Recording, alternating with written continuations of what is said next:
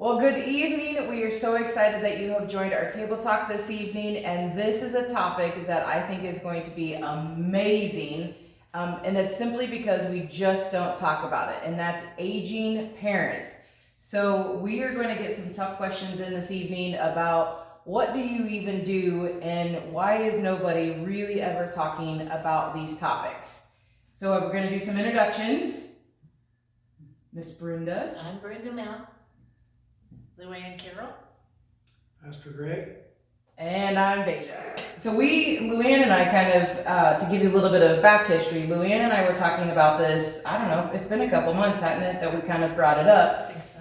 And over the years of knowing you guys, I have been able to see that you care for not only just your parents, but you're also caring for an extended generation as well. And you're able to help people go through those moments in life. And that really touched me deeply because I was knowing that one day I'm going to have to go through this myself, and I want the wisdom of how to go through it because I'm a research person and there's not a lot of research out there. Like, what do you do in this situation? So these are trusted counsel, and I trust what they go through, and I want to pick your brain of how to deal with it when I get to that point. So thank you so much. I know that this is an extremely raw and real topic, and this is life. And I think maybe that's the reason why people don't talk about it, is because it is so emotional and hard. So I commend you guys and thank you so much for doing this, because I want to soak that knowledge out of you. When I come to that moment in life, I'll be prepared. I feel prepared, and I do not feel prepared at this moment. So thank you. Well, we weren't prepared when it all came First about time. either. Yes. So we had to learn. So Do you wish that you would have had somebody to help kind of guide you along and tell you yes, I think so. Yeah, I was like, I don't know what to do. So we had to just figure it out on our own, really. and do you feel like you're almost failing as a child because you've never walked into that situation? And I mean, these are your parents that you're caring for, and if you take one wrong step or you go down a wrong path, or you're constantly always changing the plan, I guess. And that's I was fortunate. I was in the nursing home shroud for quite a while, and so I kind of knew some of the stuff. So it was kind of a little easier for me, but still like, oh my God, they can't be doing this. You know, you get into certain scenarios and you're going, okay, we're gonna have to switch something. We're gonna have to deal with it a little at a time, because they are proud people. When they're older, they're very proud, and they're like, I'm okay, I don't have to do this, I'm okay. Yeah. You know, don't worry about it. Well, too late, Pops, we worry about it. And let's talk about the compassion. I mean, these are our parents, right?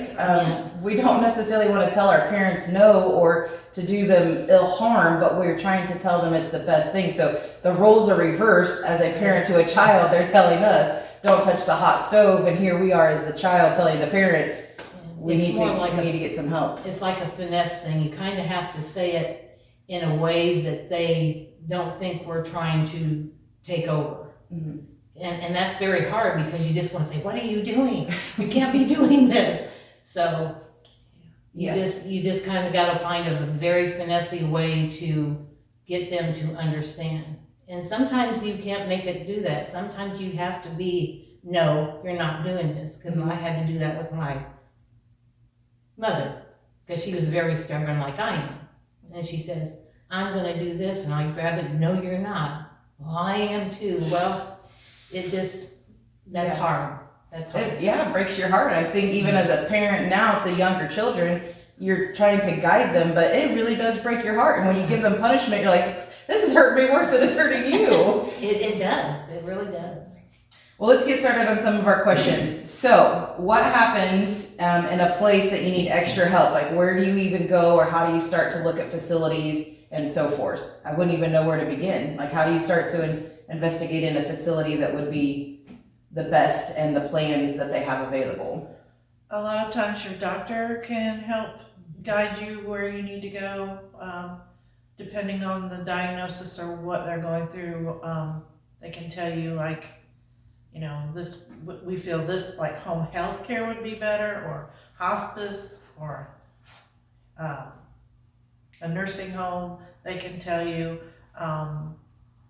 We basically just went with what the doctor said, and then I had some issues trying to get her into a facility, and I called a couple different places like aging and in-home services.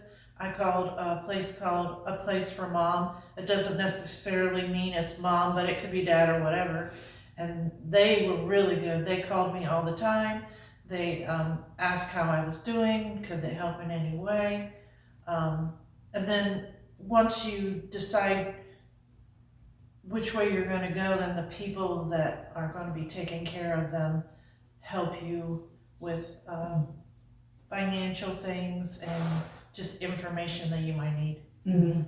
Brenda, talk to me a little bit too, because you've had to work with some families, so you weren't the child of the person, you were a caregiver. I was a caregiver, but I also took care of my parents at one time. Yeah. So, and it's hard. It's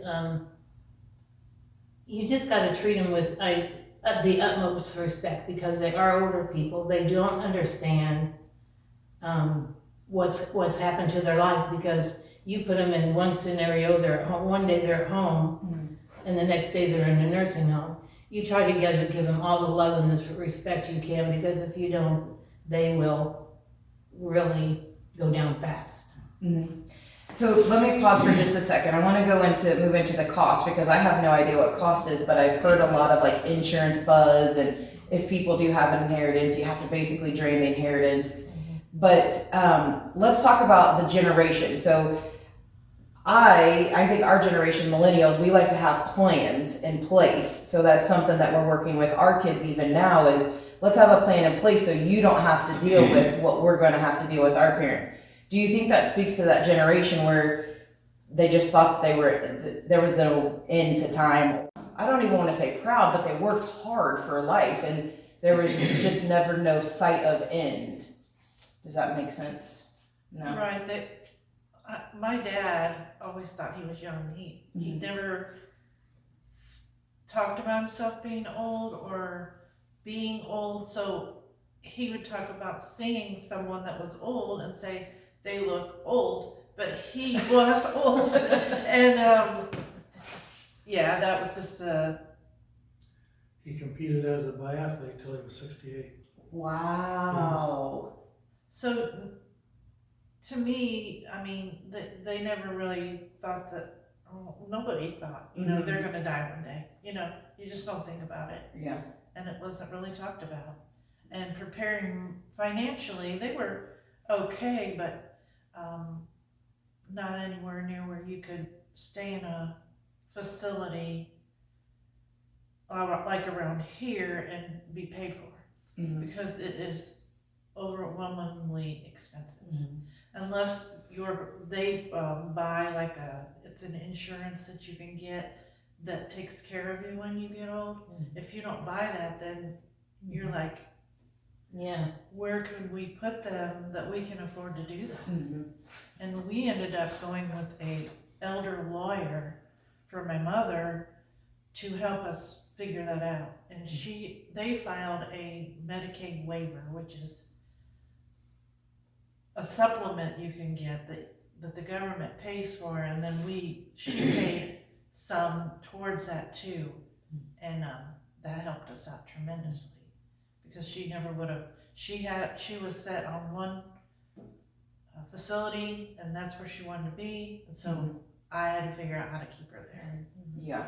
Yeah, it just depends, because my parents, they had a house, they sold the house, and that took care of, we knew that would take care of them for X amount of time. And I think that's another issue, is why there's so much of a stretch between that generation, is the cost is huge. I mean, it's more than what it would cost us to live in our house and groceries and stuff like that. And they're more on a fixed income. They can't just go out and readily get extra work or to get some pocket of cash. So then that stress falls on the generation taking care of them. Talk to me a little bit about that. You want to give them the best facility, but then there is that cost factor that plays very heavily into your decision. One of the options was $6,400 a month. Oh my goodness. If you stay in a facility and this is the one that my mother stayed in, it was like 35 to 3,700, I'm not sure, for an assisted living room, just the room, and then they got the medication and the care. That's $3,500 a month for one person to stay there. Wow. Now, when I was looking at putting her and my dad both in there, that doubles to put two people in there. So you're talking $7,000 a month. Oh, my. And then when my mother moved to full-time care, then I put in for full Medicaid, which is a little bit different than a Medicaid waiver. And she qualified for that the 1st of April, and she passed away the 4th of April. Oh, no. But everything got paid for Mhm. because she had been under that Medicaid then before she passed. Mhm. So, yeah, it's a lot of paperwork and figuring out and talking to people and them helping you, because I know I couldn't have done it on my own. Do you feel that the insurance companies were helpful and doctors and medical advice, or was it more of like friends that had already gone through the situation? I didn't have any friends who, except for her, she helped me a little bit, but none of my friends had really been through that kind of thing. Mm-hmm. So Who recommended the lawyer? That was probably, the people at the facility Mm-hmm. recommended an elder attorney. Okay. I had never heard of that, so that's news. No, But they're expensive, around and you pay $5,000. like $5,000, but that relieves you of all the paperwork, all the, I mean, you have to give them a bunch of information, but then they file everything. And then if there's something wrong or something, they're the ones who deal with it. So it was a big relief. Yes, the experts in that If field. you have the money to do that, which my mother did at the time, and it was a good investment for us. Did either one of your parents have like retirement funds or social security? Yes, I mean, that doesn't both. even touch It the doesn't. cost. They did. Yeah, And when you that's- talk about insurance, unless you have and I'm not sure what it's called, to be in a facility, there's an insurance you can buy. But if you don't have that, insurance doesn't pay for that kind of thing. They will pay for medications and things like that, but, and if you have in-home health care, they will help cover some of that. Oh, okay. Insurance does cover some of that. So let's talk about another stress, which is keeping them at home. If you realize that you can't financially keep them in a facility, there's the option of keeping them at home or keeping them at home until you have to put them in a facility. But let's talk about that stress a little bit, because then you're managing a lot. Well, because you got to realize that they may not be able to stay there a long period of time, but a lot of people, you need extra help. You need, like, home health care came in for mom and dad. I was there a lot. My one sister, she was in another state, but if I needed her, she'd come. I had a lot of family help. And that has got to be draining on you, because you're still trying to manage whether you're working, caring for your own Yeah. family, and then taking care of your elderly parents, and it's a constant 24/7. You just really never know when you're going to be buzzed of that phone call of Yes. they fell, Yes. they need you, doctor's appointments, running to how many doctor's appointments to take care of all of their needs. So that you have to weigh out those stresses of, is it worth putting them in the home and paying for the service versus the stress that it's putting on my own personal life. Right. So- My dad started getting ill about 2 years before he passed. So, and my mom had always been up and down. So for that 2 years, he refused to go in a home, but he really wasn't sick enough to be put in a facility, and he really wasn't sick enough to have home health care at the time. But he had lots and lots of doctor's appointments and things like that, so that fell on me mostly. At times when I couldn't do it, he would take them. But that was a long 2 years that it was a constant worry. And like my dad was very stubborn, he didn't want to go in a home, he didn't want people to come into his home, so it was me. I have a couple of sisters who helped on occasion, but it was mainly me. And then when my dad passed away, my mom stayed in her place maybe, I would say 6 months, and then she got bad and knew that she couldn't take care of herself. She had 5 broken vertebrae in her back. 3 of them were repaired and the last 2 were unrepairable. But she was still mobile. She still moved, but full of a lot of pain. And when the last 2 got broken, she went into a rehab facility and there was no way she could go back home. So we had to find a place for her to stay. And she wanted to stay in the facility she was in, and that's when all the cost and constant appointments and calling and figuring out what am I gonna do, how am I gonna keep her there, I don't want to disappoint her, I want her to be in this place, so somehow, some way, she's gonna stay there, so. Wow. Brenda, talk to me, did you have the conversation with your parents prior to them going into a home? Like, what were those conversations? We had just started checking on places and trying to get them into the idea. My dad was a little bit hesitant. My mom, I think she would have went in a heartbeat, and what ended up they had to go and he walked into the place where they went to Tipton Place, and he thought that looked like a palace. He was really excited about it, and I said, Dad, there's men here, you'll be able to get to maybe play some cards, and he says, oh, cards, and I said, yeah. So they went into it, and he accepted it, and Mom accepted it, so it made it a little easier because I knew they couldn't stay there anymore, but I made it like it was gonna be an adventure. You have to make it exciting for them. And when he walked in, he said, this is it. He said, I think I can stay here. And that was like, whew, yes. Because with him, he was pretty proud, and he thought he could still take care of Mom, and he couldn't. But I told Dad, I said, you're still gonna have to be responsible for Mom. I said, you're still gonna have to let them know if she needs help. And he said, oh yeah. He said, I'll let them know. So, yes. So they went into it very gracefully. Thank God. That was good. Talk to me about your experience a little bit, having those conversations with your parents of going into the facility. When my dad was starting to get bad, I guess you'd say, I did go and look at facilities, and like I said, the cost was outrageous. And even the fact that I would bring it up, nope, not going. So he did not. I think my mom might have considered it, but he did not. So I had to make sure that they stayed there because he wanted to stay there.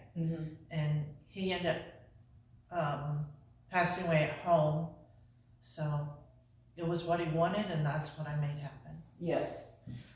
We also haven't even talked about the siblings, right? I mean, if you're an only child, that's a whole nother ballgame. You're making all the decisions. But when you start to get 3 and 4 different personalities into the mix, and then they may have spouses, so you're talking 6 to 8 different personalities that are trying to help make a decision for one parent, and that can be stress too that nobody, I think, talks about. What I've done is gotten a power of attorney from my mom. So I make the decisions. I'm on her bank account. I take care of the financial side. And for the arrangements we've already made the arrangements at the funeral home and all that to get what she wanted. That's all paid for. But she doesn't want to leave the yellow apartments. Yeah. She wants to stay there instead of going into a place, but she has dementia, which is a whole nother thing. So during a conversation, you may have to repeat something 3 or 4 times because she doesn't remember the short-term stuff. She still does her laundry, does the dishes, cooks her meals, walks across the big things, walking across the street to get her mail. We just got her new service because she likes the professional basketball. Oh. So you have to build wherever they're living, if they're not in a facility, to support them.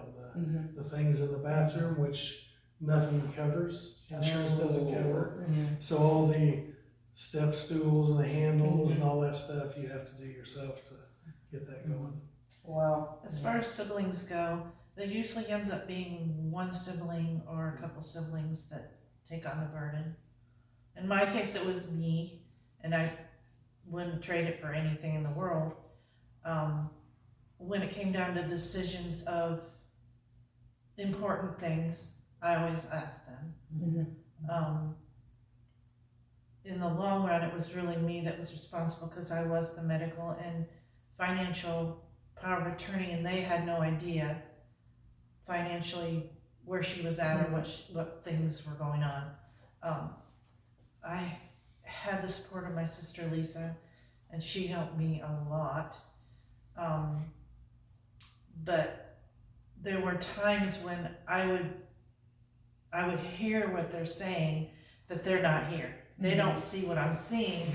So I, at one time, had to make a decision, and then I had to face the scrutiny of them. Are you sure you made the right decision? Because once I made that decision and a couple little things popped up that was out of anybody's control, they wanted to blame me for putting her where she was.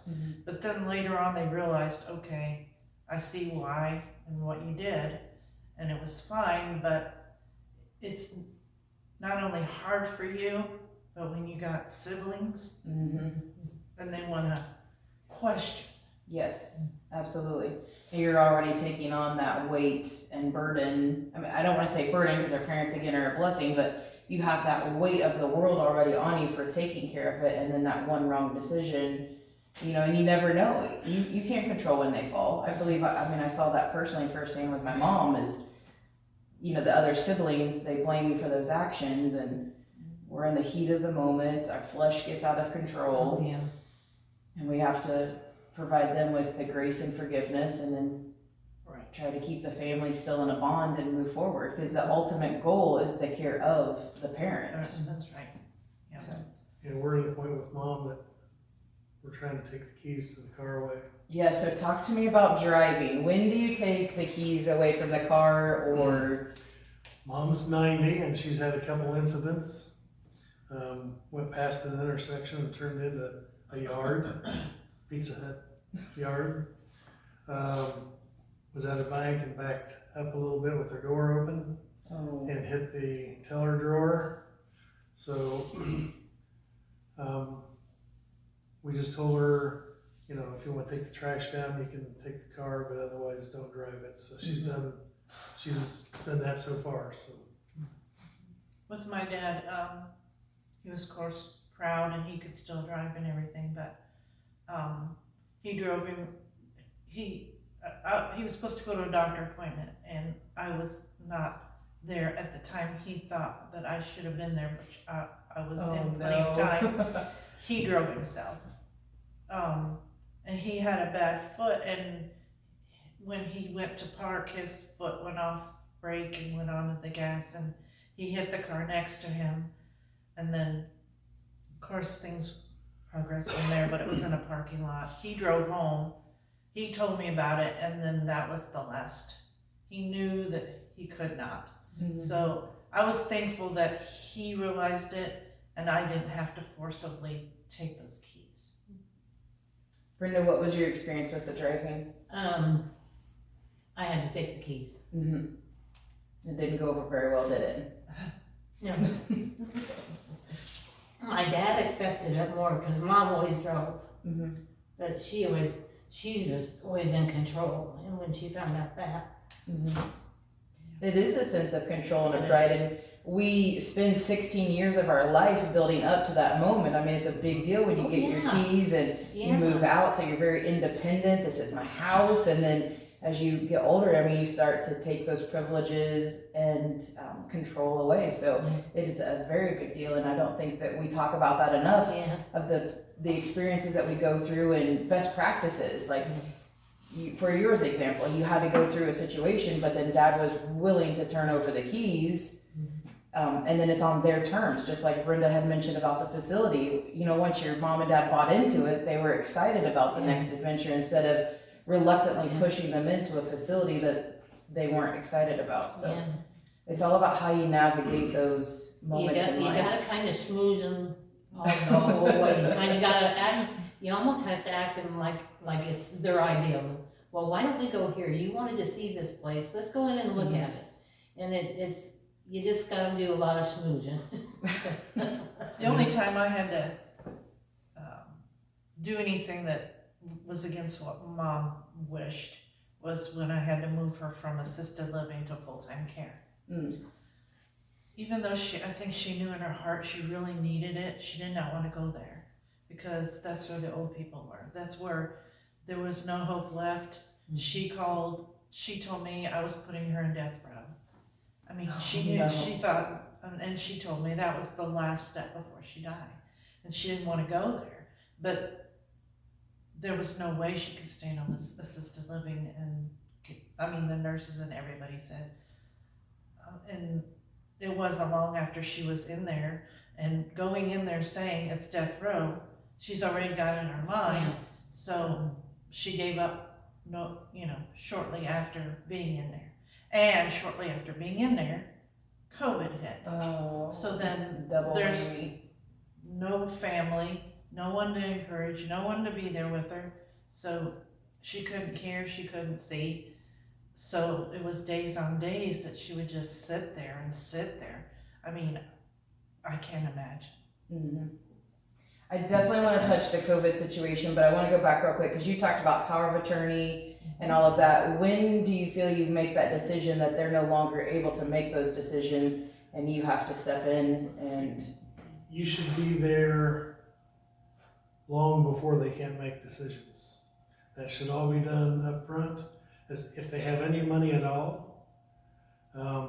If it gets within a year of when they go in a facility, all that money goes to the facility.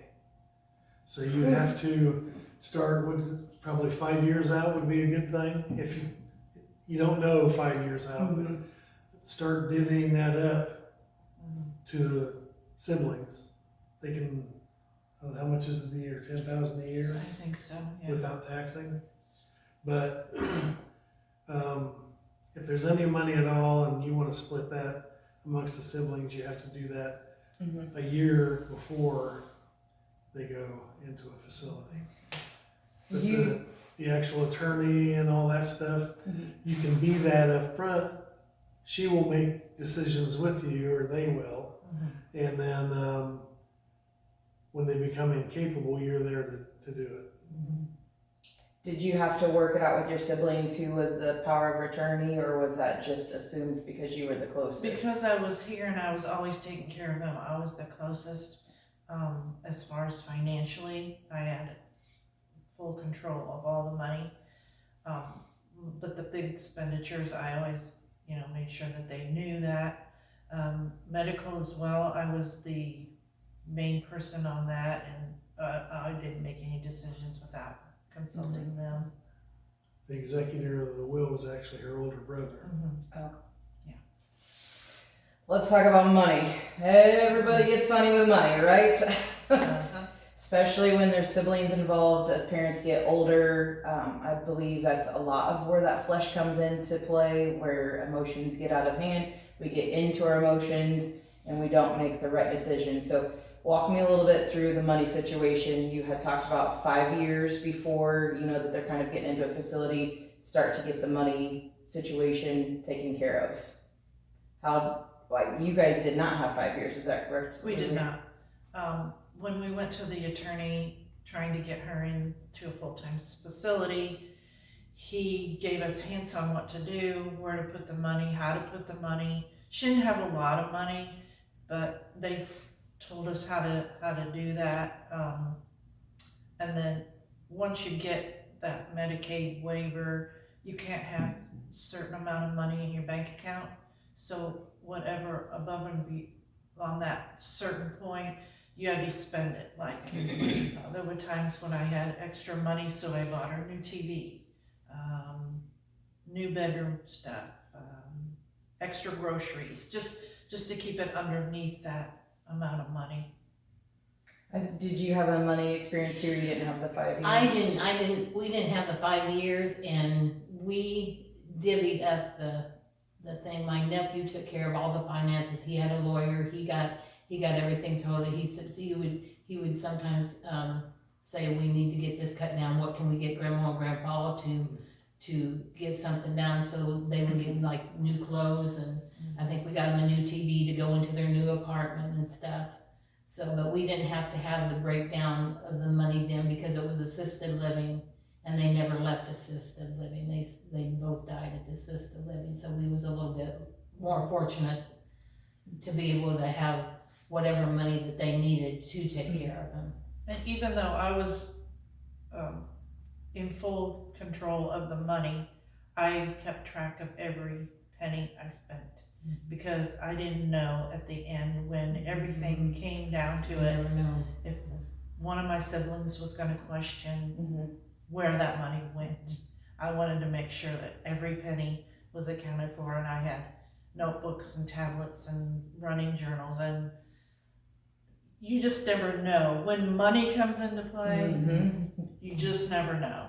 And also any jewelry, anything of value was kept in a safe at my house, and when my mom passed and everything was over and we had settled the estate, is what they say, money was divided, whatever money was left over was divided 5 ways, and all jewelry and everything, which they didn't have a lot, but I had everyone come to my house, and we all went through it, and we picked what we wanted, and everything went fine. And I had the financials there if they wanted to look at it, and nobody, but you never know. You want to keep yourself. Yeah. What the lawyer suggested is, with her and her sister set up an account separate, out of the parent's name. And so that's what they did with some of the money. Isn't that just a shame, and where the system is broken? They've worked so hard all of their life to earn this money, and then the time that they need it the most, it has to be stripped away from them and basically drain their account if they go into certain facilities. So that puts a huge burden on what facility to choose. You want to get the best care, but then the best care is the most expensive, and then you have to jump through, I feel like, hoops and hoops and hoops to fit the T's in the boxes of those facilities and the government and money. And yeah, it's not an easy process, but it's well worth it if you can stick with it and ask the right questions and do the right research, and just talk to people. Facilities only want so many Medicaid waiver people there. So they're not, some people are helpful, but some are not. And it took the cost down to, what, $700 a month, something like that. With the waiver. Yeah. what are some specific things that you look for in a facility? Brenda, you mentioned kind of like getting other guys there in the facility to help your dad with that transition. Yeah. What are some other very specific things? Like, are you looking for the outdoor aspect of the facility, the care of the facility? It has a lot to do with the care, a lot more than what the facility looks like. You gotta start talking to them and finding out, you know, I luckily I knew several of the girls that was at Tipton Place. So that meant I went, okay, I know they're gonna be okay.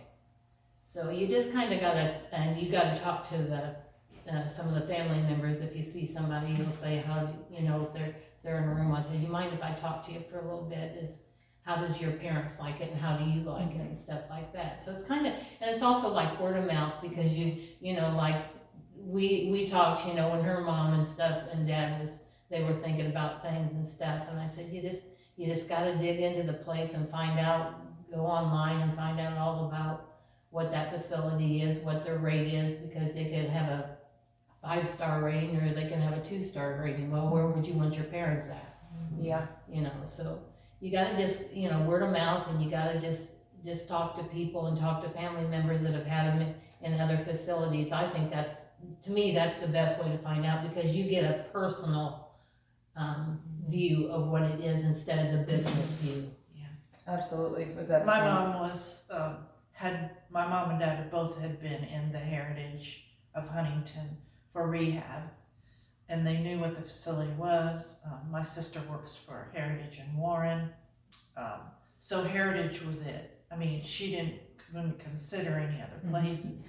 However, when we were going for the Medicaid waiver and things started getting crazy and not sure what was going to happen before she got out of rehab, and I was desperate. I started looking at other places.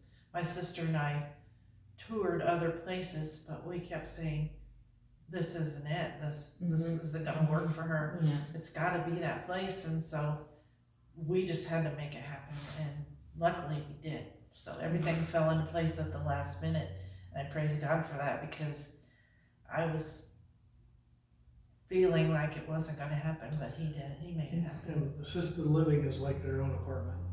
They're separate. When she went into the full-time care, she was in a room with someone else. With the curtain between them. It's a Yes. big difference. Big difference. So, And it's like her mom said, she put her on death row, and technically, no, it was to get more intense care, but to them, that was their last stop. Yep, for sure. Yeah, especially if it means stripping away all of that independence and control. So. Well, they have almost no control when they go to assisted, or when they go to the healthcare part of it. Yeah, they're almost like at their beck and call. They have no say in a lot of the stuff that they get to do. Talk to me about some organizations that can help. Like, I don't even know where to get started. So you mentioned that the medical team kind of helped you, guide you in that way with the attorney, and what were some other organizations that helped you along the way? Okay, the Council of Aging, Aging and In-Home Services, a place for mom, home health care. There's lots of different home health cares, and lots of different hospices. If they have Alzheimer's, the Alzheimer's Association will help. Cancer services will help if they have cancer or something like that. And you can always call Aging and Home and In-Home Services, and they can direct you with different things that you might need. Okay, and we're gonna drop those important links in the chat box for you guys, so that way you can reach out and get those informations. Or myself, I'm gonna save those for a rainy day when I do need those, have those resources. I wanna go back to the COVID aspect. Brenda, you definitely talked about word of mouth, like you went into the facility and talked to those families, but with COVID, we can't go into the facilities right now. So what would be the best next thing to do? Or how do we navigate the COVID situation with checking out facilities, getting them plugged in, staying in communication with our families once they're in the facilities? Let's just hurdle COVID right now. Wow, I don't know. It's I don't probably, know what it was a very probably difficult thing to do. Because you can't get into, so it's another thing of word of mouth. I'm like I would go to Luann and say, I know your mom was at Heritage, how did she like it, how did you like it? Because sometimes their opinions are different, because, you know, her mom, that's the only place that she would go. And, you know, she knew she liked it. So you almost have to talk to people outside of the place. You know, you just gotta say, do you know anybody that knows anything about or has had their family member live? You kind of gotta just talk to your friends and find out who you can talk to, and go online, check their status and their ratings and stuff. Go online and research them as much as you can. Yeah, that's good. I think we just need to be more vocal about our experience. Yeah. And if we hear of word, somebody else that's going through that, let's be proactive and step in and say, hey, let me help you. I've already been there. These are some of the questions that I had, or these are some of the experiences. Make sure that you are touching base on this, and this. Oh, I would love to help anybody who's going through that.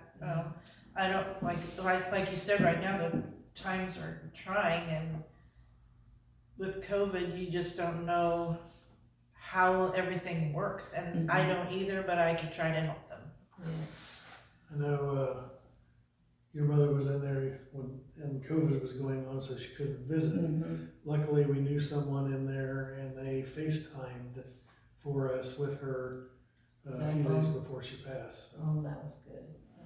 How do you get creative when those facilities are locked down? And I know you were trying to get to your mom. How did you get creative? Sending letters, phone calls? Well, with my mom, it was different because my mom can't see. So if I sent a letter, it would mean that one of the nurses would have to have extra time to go and read that letter, which during the COVID time, they were swamped. So I didn't send any letters. I got phone calls, or I called the nurses station just to get updates, and they updated me.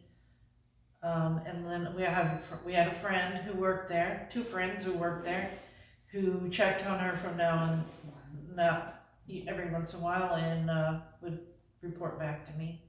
But other than that, that's all I had.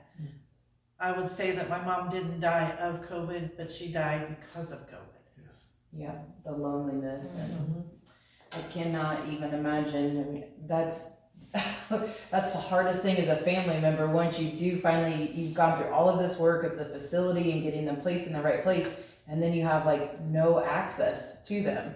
They're shut off, and you feel hopeless and alone. So COVID was not friendly in any aspects of that. So No. lifting you up in that, and Thank you. love you for, the strength that you showed. I guess let me speak on that for just a second. The strength that you showed during that time was, there's not even words that I could speak to that, because you were so strong you were so positive and encouraging. And anytime that you did to get that glimpse to talk to mom, you just showered her with love and encouraging. And I was like, I want that relationship. If I have to ever get in a facility or put my mom in a facility, I want to make sure that we still have that kind of relationship, and I can speak life over her and not speak death, as she felt like she was in death row. So Right. I commend you. You did an amazing job. Thanks. Extremely strong. I didn't feel strong. You made it look easy, Luann. You made it look easy. Let's talk about their wishes after they pass. So we've gone through all of these facilities and we're progressing through life. What are their wishes? How do you care for that during the passing of them? You just honor what they already have. My parents, I was lucky, they had theirs all taken care of. We didn't have to do anything. All we had to do is plan what we felt like they wanted for their end of life celebration. That was about the easiest part. When my dad passed, we did not have arrangements. So my siblings and my mother made the arrangements. We already knew that he wanted to be cremated, and she also did want to be cremated. So we planned that together. We had a family service. We didn't have a funeral because most of my dad's friends and stuff were gone anyway. So it was basically family. And we had a graveside service. For my mom, we made the arrangements shortly after my dad died because she wanted that done. So we did do that. However, she died during COVID. So we were really restricted on what we could do, but we ended up having a graveside service, family only, but 6 feet apart with masks, no hugging kind of thing. So it wasn't the greatest. I think I want to encourage all of the families that had to deal with a funeral or the loss of a loved one during COVID. You did get robbed from the pits of hell with that experience of that closure and that, I don't want to call it, I guess we could call it a celebration, but a celebration of life. Like you put the period and the exclamation on their life. And I'm sorry that you were robbed on behalf of those who do not have to deal with that. And I commend you and just pray over you that you do get the fulfillment of the closure and grief and love and support. And you did the best that you could do with the resources that you had at the time. Yes. Definitely have a will. Yes, okay, let's talk about that. I mean, that's what, after they pass, that determines how everything's split up, how the estate's closed and taken care of, and that's when a lot of anxiety can happen. Siblings are, for the most part, funny at that point, but her family wasn't so bad. It was good. But we have a will with my mom. Like I say, her arrangements are already made, so it's all taken care of. Really, I think those two things need to be cared for early on in life. Even as you start to have children, you should already have those plans in place, because it does put so much stress on when somebody passes and there is no plan. Then that just puts more stress on that short term of grieving. And I think that the grieving process is even pushed back because they have to deal, so they get into do mode. Right. I have to do this until the funeral, and then that's when everybody's gone, and then that's when the grief hits and kicks in. So if you already have that plan in place, then it does become more of a celebration of life, and you're able to enjoy the life with family and friends and start that grieving process. So it's something that I've personally, my husband and I have started looking into, is the will, and making sure that we have those final arrangements already taken care of, so that burden is not on our children. Also, I can bring up that you should have a living will as well. What your wishes are as far as your living, while you're living, what you want, and one of those things is a DNR. And if you don't know what that, do not resuscitate.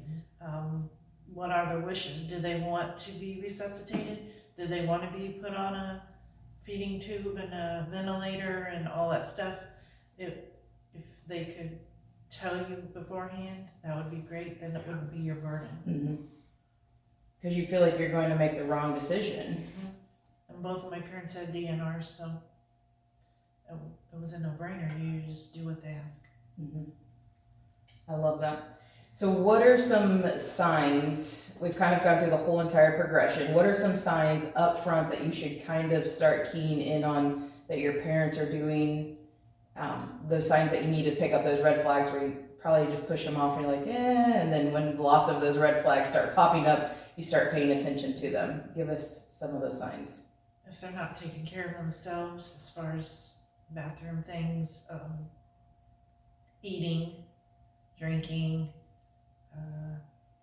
just basic household things, if they're not able to do that kind of thing, then you're wanting to investigate further and see what's going on and why they're not. And if they're complaining a lot of pain and things like that, you should probably have that checked out. You have anything else, Brenda? Well, if they're doing stuff that they normally used to do, but they're not doing it the same, like my mom, she sewed. Her sewing got horrible. So I knew that she would eventually not be able to sew. My dad out like mowing and stuff, and you kind of notice he missed several spots and stuff. So that's when the grandsons come over and say, "Hey, Grandpa, why don't you let us help you? You supervise and you tell us what you want us to do." And it makes it so much smoother if you don't just say, "Well, you can't do this anymore."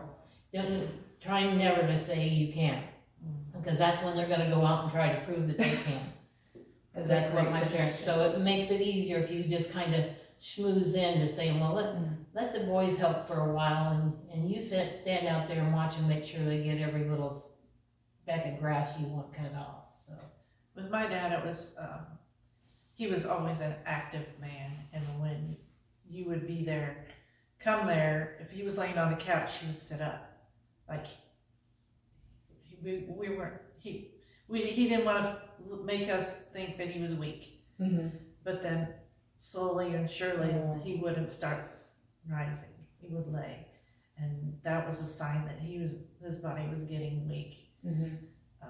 About a week or two before he passed, he told me, "My body's weak. I don't know how much longer I'm going to be here." So, and with his mom, who has dementia, her driving is in question now, and she will ask you questions or tell you things 3 and 4 and 5 times in a matter of a half an hour, and you know that things are progressing. We have her on a medication that's supposed to slow down the process, but at this point I'm not sure if it's working. We're still seeing signs of things that are off.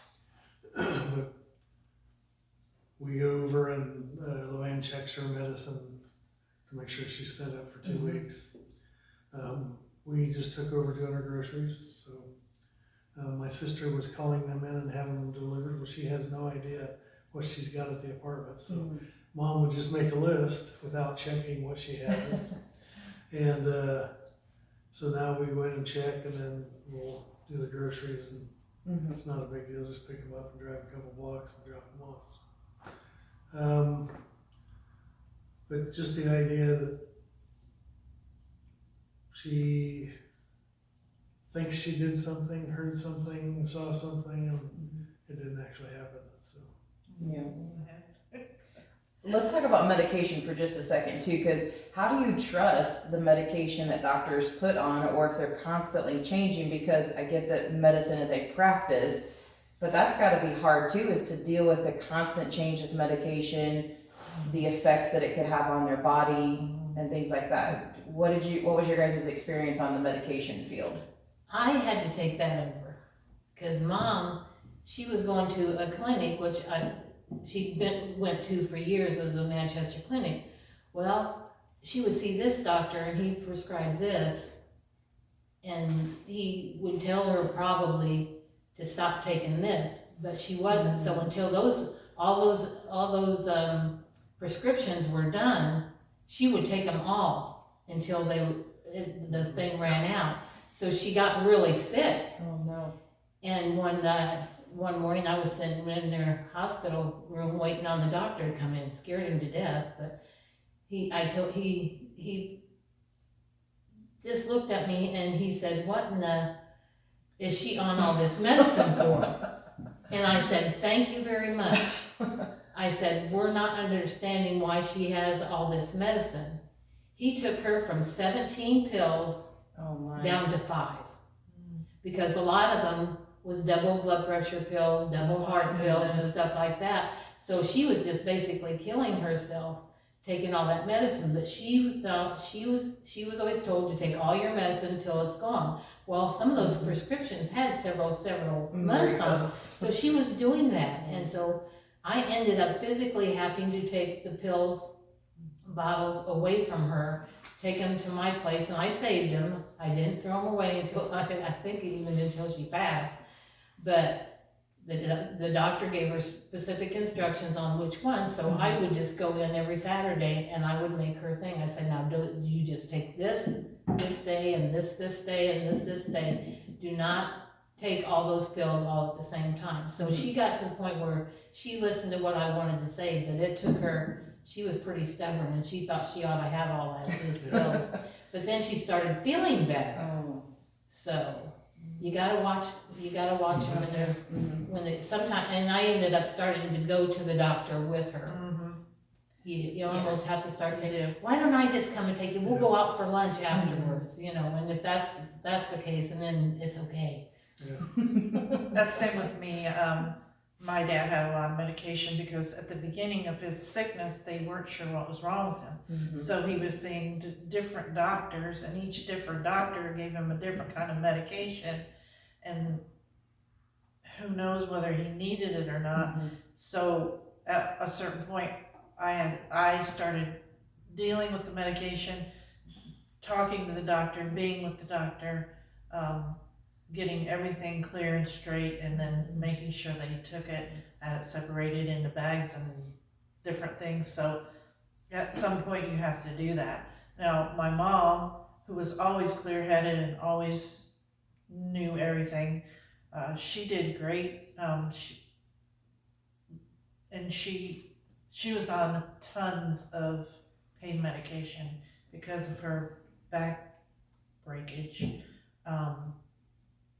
And she took care of her medicine all the way up until she got into assisted living. And I can say also, just because they're no longer your full-time person to take care of and they're in a facility, you don't slack off. You make sure that they Yes. are doing everything they can, Yeah. ask questions, question them on why they're doing this or why they're doing that.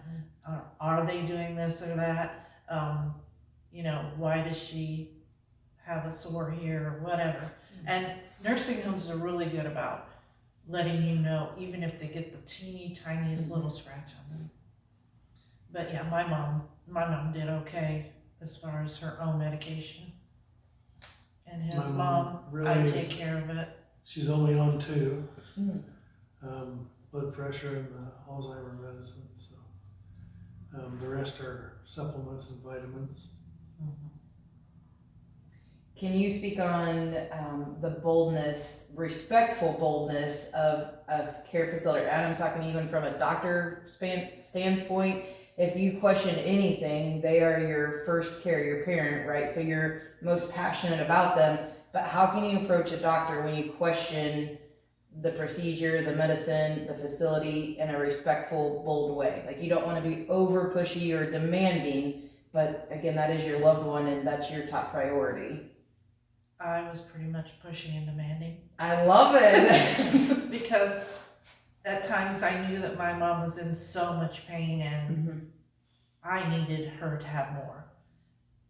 And then they would say, well, you know, this or that and the other. And I would say, well, she's in pain, you have to do something. And so they would switch things or move, try different things. You gotta be pushy, you gotta be on, it's because it's them. You don't want them to be in pain. Do everything you can to make sure that everybody's listening to you. And ask questions, ask them why they did this and explain the reasoning behind it, so. Yeah, I think that's good. And I think that you just have to be respectful in that aspect and say, I don't know, tell me, because they can start to speak a lingo that we don't understand in the non-medical world. Like, why are you doing this? Why is this medication being prescribed? And so forth. Right. And then to follow up, because how many patients do they see? I mean, your parent is not their main priority. They have 15 to 20 in a day that they have to see. And a lot of times I would go there and my mom would be in pain and I'd say, Mom, did you talk to the nurse? Did you get a pill? Is it time for your pill? Well, I don't know, because she can't see a clock. She doesn't know how long it's been. So I would immediately push the button, say, hey, she's in pain. Is it time for medication? Can she take something in between? I just try to keep on top of it all. But then when COVID came, I had it was out of my control.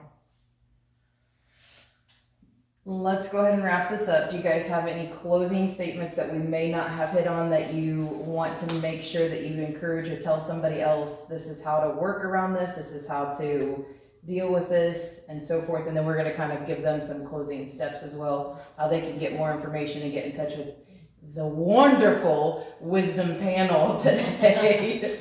We are nowhere near professionals, but we went through it, so we can kind of help guide somebody.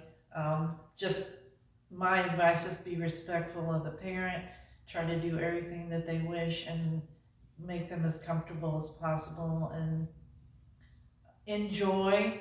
I know that for a long time I stressed over about everything, and then God told me, I've got this. You just enjoy the time you have with them. And I had, my parents were 94 when they passed away. So I had an incredible amount of time with them, and I'm really blessed. So. A friend of mine, I just talked to him and he decided not to go with a lawyer. Even though when he talked to a lawyer, they made an agreement that said, we'll take care of all this for you. And then when you pass away and sell your house, then we'll take our money. They put a lien on the house. So they didn't have to have any money up front. Uh-huh. But he opted not to do that. He still has yet to get approved their Social Security or Oh, Medicare wow. is Mm. playing with him. He's got the waiver, but not the actual. So it's a lawyer, I would definitely recommend it. There are ways to take care of the cost, Mhm. but it puts it at ease and makes things a lot quicker, and you will sign a stack of papers. Ms. Brenda, any closing words? Oh, just as a family, just be in it for their good, not yours. Be when what's best for your for your mom or dad, and try to get along. I love that. Family's a big thing. Mm-hmm. If you got the backing of your family, you got it. But like I said, sometimes they can disagree with what you say, but if you know it's the best for them, your parent, you do it. I love it. Well, thank you so much again for being on such a real and raw topic this evening of aging parents. I pray a blessing over you guys all individually, and just that you feel God's love today. You poured out this evening, and I thank you for that, and I pray that God fills that back up with love. Awakening family, if you guys are looking for any kind of more information or would like to get in touch with them, you can actually email The Awakening at info@theawakeningcc.com, or you can call or text our cell phone, which is 260-388-1000, and the beautiful Miss Luann will get back with you. We hope you guys have enjoyed this, and it kind of helps as well with your decisions as you move forward in caring for aging parents. If there's anything that we did not discuss this evening that you would like more information on, just give us a buzz. Have a great night. We love you, and we'll see you Sunday, 10 a.m.